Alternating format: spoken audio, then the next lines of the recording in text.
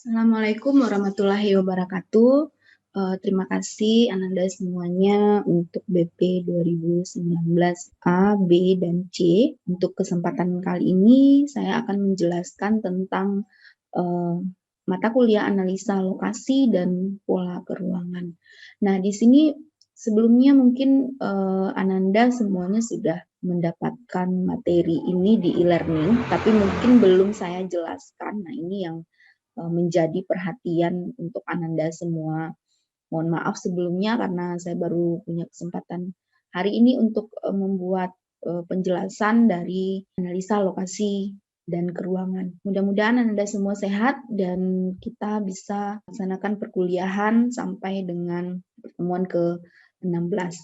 Nah, untuk pertama kali, saya akan coba dulu jelaskan tentang rencana pembelajaran semester atau RPS. Nah, ini RPS ini berisi tentang identitas mata kuliah, kemudian ada deskripsi singkat mata kuliah, dan kemudian juga ada capaian-capaian pembelajaran yang ingin dicapai, dan juga terkait dengan peraturan, kontrak perkuliahannya, dan juga terkait nanti dengan rujukan atau jurnal dan sumber dari pembelajaran kita. Nah, untuk rencana pembelajaran semester ini kita untuk deskripsi singkatnya, nah ini untuk dosen dulu ya, dosennya ini saya sendiri dengan Ibu Rika, itu tim, dan kemudian untuk deskripsi singkat mata kuliah atau sinopsisnya sendiri, itu tentang mengkaji ya, analisis lokasi dan keruangan itu mengkaji tentang teori lokasi berbagai kegiatan manusia di dalam ruang, mampu mempergunakan teknik dan metode analisis untuk mengkaji kecenderungan lokasi kegiatan, dan mampu merumuskan pertimbangan lokasi dalam perumusan kebijakan pengembangan wilayah dan kota. Jadi kita tahu ilmu geografi itu kan ilmu yang hibrid ya, ilmu yang tidak hanya berdiri sendiri tapi juga ada kaitan-kaitannya dengan ilmu lain. Nah, dalam analisa lokasi dan keruangan ini lebih ke geografi pembangunan. Nah, gitu ya. Nah, jadi nanti hubungannya pasti nanti ke geografi pembangunan. Nah, untuk itu kita akan membahas nanti kecenderungan lokasi kegiatan-kegiatan manusia seperti perdagangan, permukiman, kemudian ada juga kegiatan-kegiatan lain yang memang tidak berdiri sendiri, tapi kaitannya nanti ada ekonominya, ada geografinya, kemudian ada sosiologinya juga. Nah, itu yang nanti akan kita jelaskan di sini. Nah, untuk capaian pembelajaran, nah ini capaian pembelajaran ini nanti ada sikap, ada pengetahuan, nanti boleh dibaca aja sendiri, ada keterampilan umum, dan ada CP atau capaian pembelajaran mata kuliah. Nah, ini materi-materinya ya, kaitannya dengan materinya. Yang pertama ada hubungan teori lokasi dengan ilmu geografi, kemudian faktor-faktor dasar penentu lokasi, ada teori lokasi klasik, modern, masalah penentuan lokasi, kemudian penentuan lokasi kegiatan industri, perdagangan, dan kemudian pelayanan fasilitas umum. Lanjut ada teknik analisis keruangan dengan beberapa model, kemudian RT/RW, teknik analisis tata ruang dan aplikasi GIS. Nah, ini materi yang akan kita dapatkan, akan kita bahas dalam 16 kali pertemuan. Kemudian untuk media pembelajaran kita ada e-learning, PowerPoint, Zoom, kemudian juga WA. Nah, karena kita masih pandemi ya, jadi kita masih di e-learning, kita belum bisa tatap muka. Sebenarnya pengennya tatap muka gitu ya, tapi karena ya kondisi dan situasinya tidak memungkinkan untuk saat sekarang. Mudah-mudahan pandemi ini segera cepat berlalu dan kita bisa ketemu kembali di perkuliahan tatap muka langsung. Nah, ini kalau ini untuk kita 2 SKS ya, 3 SKS ya, 3 SKS. Jadi sebenarnya 3 SKS itu kita nggak harus 3 SKS untuk ketemu. Jadi di sini ada tatap mukanya misalnya 2 SKS, kemudian ada tugas terstruktur itu dihitung 1 SKS, kemudian belajar mandiri itu juga terhitung 1 SKS. Nah, jadi ini di sini sebenarnya 3 SKS itu nggak harus tatap muka semuanya, tapi nanti bisa ada dengan tugas, kemudian ada dengan belajar mandiri dan lain sebagainya. Nah, itu yang terkait dengan SKS. Kemudian ini untuk penilaian seperti biasa, kalian sudah tahu sendiri untuk nilai itu ada sikap dan tata nilai, kemudian keterampilan umum, keterampilan khusus, ada kuis, ada UTS dan ada UAS. Jadi diharapkan untuk semuanya mahasiswa bisa untuk melaksanakan perkuliahan ini dengan sebaik-baiknya, mengerjakan tugas, kemudian apalagi cuman online ya, kadang-kadang ada juga yang nggak ngerjain tugasnya, Nah, jangan salahkan nanti kalau nilainya tiba-tiba dapat C atau D. Nah, atau ya kalau nggak masuk pun tolong dikabari, atau kalau seandainya sinyalnya hilang atau gimana, lagi Zoom atau e-learning gimana gitu kan.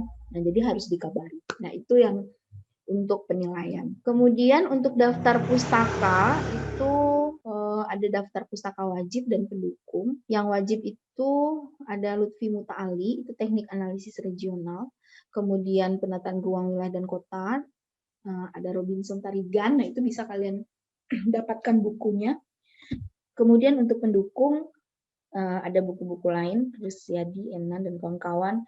Kemudian Joko Sujarto, Freeman, Glasgow, Rahmawati Rini, Tarigan juga ada. Dan jurnal-jurnal di sini. Ini jurnal terkait dengan desa lokasi dan pola peruangan, atau yang terkait dengan permasalahan-permasalahan lokasi nantinya.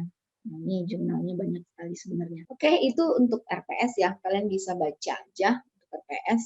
Materi pertama, nah ini untuk materi pertama yang terkait dengan lokasi dan keruangan. Jadi kita mau bahas dulu tentang teori lokasi itu apa sebenarnya dan apa kaitannya dengan ilmu geografi. Nah, di sini kita lihat pengertian lokasi dulu ya. Lokasi itu diartikan sebagai tempat, posisi, site, tapak, atau ruang. Nah, lokasi dapat dinyatakan dalam dua bentuk, yaitu ada dalam tiga ya. Ada node atau simpul network jaringan, dan ada disebut dengan area. Nah, jadi ini disebut dengan lokasi ya. Nah, lokasi ini juga terdiri dari dua. Di sini ada lokasi absolut dan ada lokasi relatif.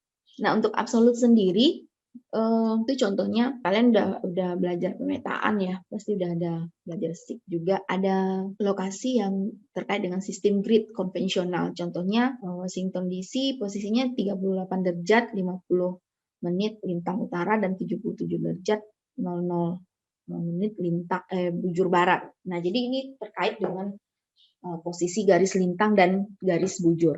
Kemudian lokasi relatif itu posisi yang dikaitkan dengan lokasi lainnya, contohnya Malang, terletak 90 km di sebelah selatannya Surabaya. Nah, ini lokasi relatif ini kita bisa lihat berdasarkan aspek-aspek tertentu dari suatu lokasi tertentu. Nah, kemudian ada ini ya, contohnya dari konteks lokasi relatif itu ada kaitannya dengan social space, yaitu jumlah kontak sosial yang terjadi dalam waktu tertentu, jumlah kontak per minggu misalnya, kemudian ada cost space, biaya yang dikeluarkan untuk interaksi antar simpul dalam rupiah, kemudian ada time space, waktu yang dibutuhkan untuk interaksi antar simpul jam dan menit, kemudian ada absolute space tentang jarak fisik antar dua simpul atau kilometer. Nah, jadi ini bentuk dari konteks dari lokasi relatif itu sendiri. Kemudian ada pendekatan teori lokasi. Nah, ini pendekatan teori lokasi ini dikatakan di sini teori lokasi ini tipikalnya research in location theory. Jadi teori lokasi ini tipikalnya adalah sebuah penelitian yang terkait dengan konsentrasi dari banyak kegiatan-kegiatan yang kemudian nanti bisa memecahkan sebuah masalah. Nah, jadi ini yang dikaitkan dengan pendekatan teori lokasi itu sendiri. Nah, ini proses pemecahan masalah dalam pemilihan lokasi. Yang pertama ada definition of the problem.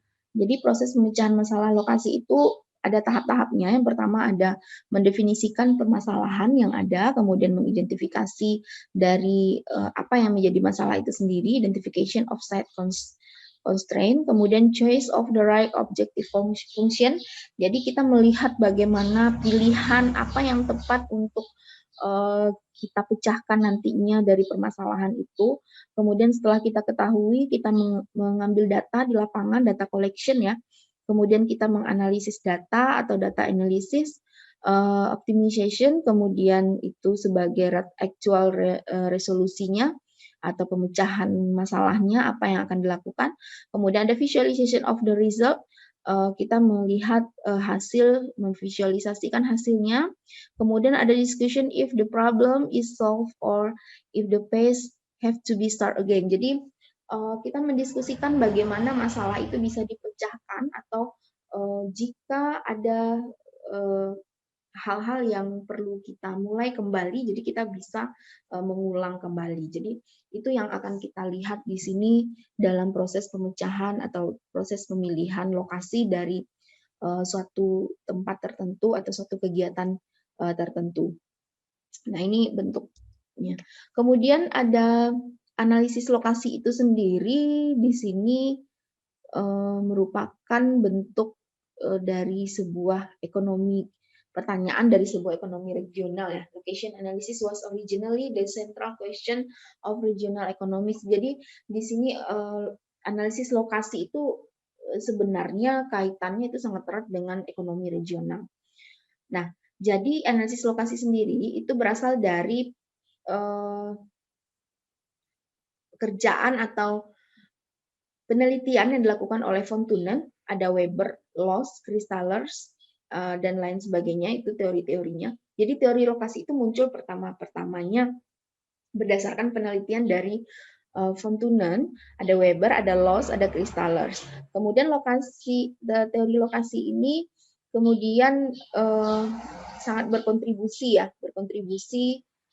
untuk menjawab pertanyaan dalam geografi itu ada pertanyaan where and why. Nah, where, why, masih ingat ya, 9W itu. Nah, salah satunya di mana dan mengapa. Di mana dan mengapa. Where, di mana, why itu mengapa. Mengapa sebuah lokasi atau aktivitas ekonomi, question where and why specific economic activity are taking place in a given spatial system. Jadi, kenapa sebuah kegiatan ekonomi activity berada pada sebuah sistem tersebut. Kenapa berada di sini? Kenapa berada di situ? Kenapa letaknya di sana? Nah, itu yang nantinya akan dipecahkan dengan teori lokasi. Nah, jadi kita nggak bisa bilang nggak ada kaitan geografi dengan teori lokasi ya. Nah, ini kaitannya. Jadi kalau ada yang bertanya, ini kan ekonomi juga bahas ini, sosiologi juga bahas ini. Oh, nggak bisa. Kenapa? Karena di dalam ilmu geografi itu ada 9W yang akan kita jawab di sini. Nah, salah satunya adalah ada pertanyaan where and why. Nah, jadi itu yang akan kita pecahkan nanti dengan teori lokasi ini.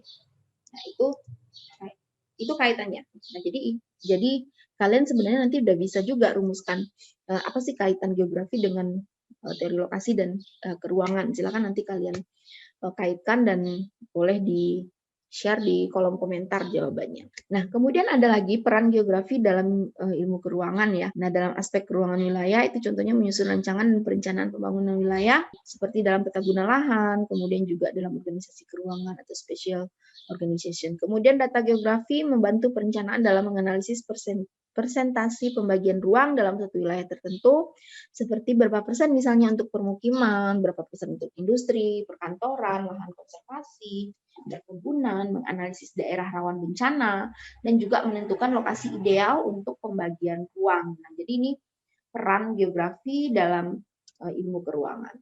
Kemudian lingkup geografi dalam pembangunan, jadi dalam pembangunan itu geografi pasti juga sangat penting sekali. Ada 3 unsur pembangunan yang saling terkait dan saling mendukung terlaksananya pembangunan, yaitu ada manusia, sumber daya alam, dan energi. Kemudian juga ada ilmu pengetahuan dan teknologi atau ITEK dan lingkungan. Nah, ini yang kaitannya yang sangat erat dalam geografi pembangunan ya. Jadi kalau dalam geografi pembangunan itu memang ini yang akan dibahas. Nah, kemudian dalam ruang lingkup disiplin geografi dalam pembangunan ini juga kaitannya ilmu geografi ini berusaha meneliti dan mendeskripsikan seluruh fenomena geografi, menganalisis dampak dan mengevaluasi hasil pembangunan. Kemudian ruang lingkup geografi terbagi menjadi 3, yaitu ada distribusi dan hubungan timbal balik antar manusia dengan aspek-aspek ruangan, permukiman penduduk. Lanjut ke studi perbedaan area atau wilayah, berupa hubungan timbal balik antara masyarakat dengan lingkungan fisiknya, dan analisis wilayah secara spesifik dan kerangka kerja regional. Nah, ini lingkup ilmu geografi dalam pembangunan. Kemudian ada pendekatan pembangunan dalam kajian geografi, itu pendekatan analisis spasial atau keruangan, yaitu pendekatan yang mengkaji persebaran dan penggunaan ruang.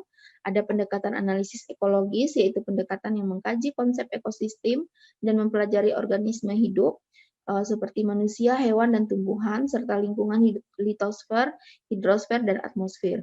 Kemudian pendekatan analisis kompleks regional, yaitu pendekatan ini adalah gabungan dari pendekatan 1 dan 2. Pendekatan analisis kompleks regional digunakan untuk menelaah fenomena geografis yang memiliki tingkat kerumitan tinggi karena banyaknya variabel multidimensi yang harus diperhatikan, seperti ada ekonomi, sosial, budaya, politik, dan keamanan.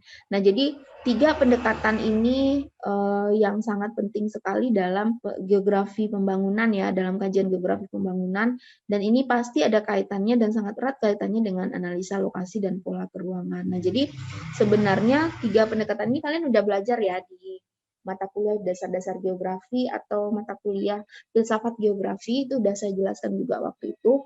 Jadi sebenarnya analisis spasial itu sangat tidak bisa dipisahkan dari ilmu geografi yang kaitannya juga ada dalam geografi lokasi dan keruangan ini. Nah, ini hubungan lokasi dan geografi keruangan masih ya. Jadi geografi pembangunan itu adalah salah satu cabang disiplin ilmu geografi yang mempelajari ataupun mengkaji keterkaitan antara proses pembangunan suatu wilayah dengan kondisi alam serta penduduk wilayah tersebut. Kemudian geografi pembangunan mempelajari ada aspek keruangan geografinya seperti alam semesta dengan segala isinya, dan kemudian geografi pembangunan diperlukan untuk menyusun rancangan atau perencanaan pembangunan suatu wilayah.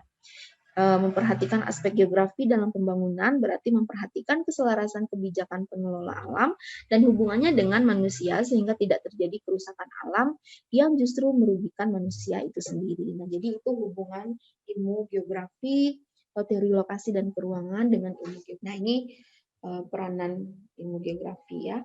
Nah, jadi itulah yang kita bahas tentang ilmu geografi. Nah, ini kali dalam aspek ruangan suatu wilayah, menyusun perencanaan wilayah, kemudian juga melakukan organisasi keruangan.